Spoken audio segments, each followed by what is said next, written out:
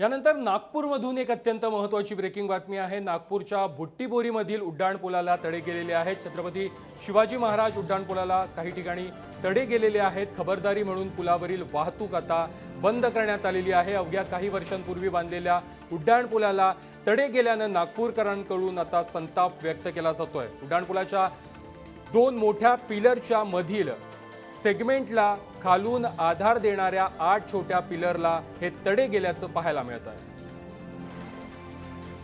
या संदर्भात अधिक माहिती देत आहेत आमचे प्रतिनिधी मंगेश मोहिते। मंगेश, नागपूरच्या बुरीबोटीमधील उड्डाणपुलाला तडे गेलेले आहेत आणि हा पूल वाहतुकीसाठी सध्या बंद करण्यात आलाय, मात्र नागपूरकरांकडून आता संताप व्यक्त केला जातोय।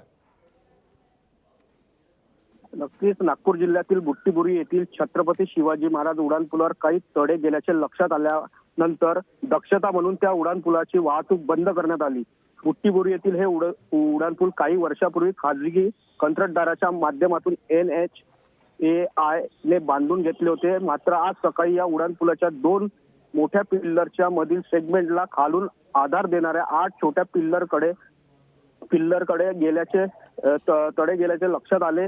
तळे गेल्यामुळे हे आजही पिल्लर ज्या ठिकाणी मोठ्या सेगमेंटला जोडलेले आहे त्या ठिकाणी ते काहीसे खाली असल्याचे दिसून येत आहे।